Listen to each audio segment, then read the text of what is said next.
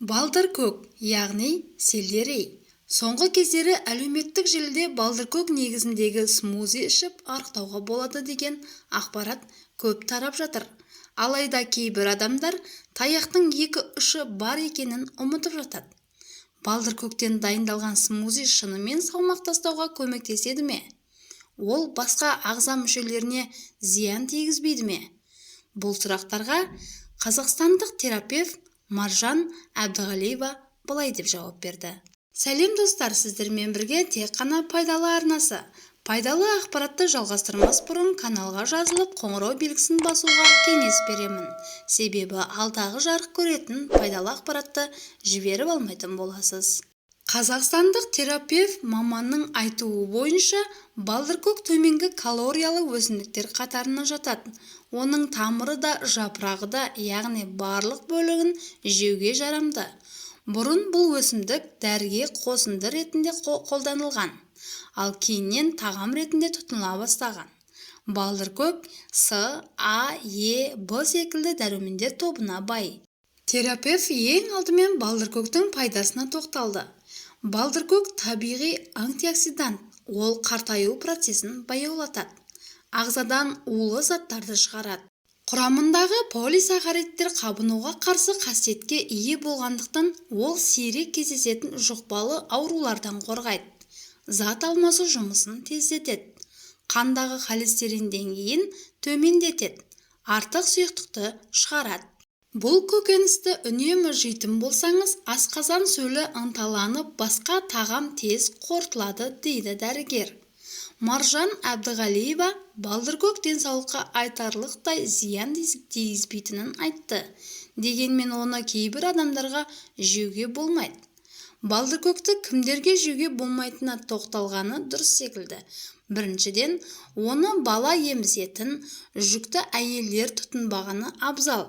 Әрине, егер сирек тұтынса, ол кері әсер туғызбайды, ал күнделікті көп мөлшерде жейтін болса, жатыр жиырылып, жүкті әйел түсік тастау қаупі жоғары.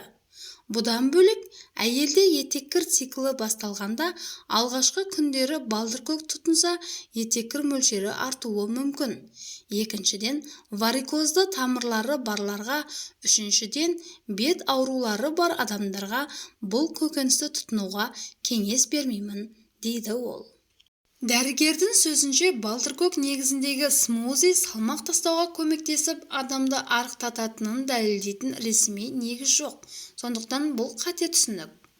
Смузи дегеніміз диеталық компонент түріне жатады. Смузидің түрі бар, яғни ол бір ғана балдыркөктен дайындалмайды.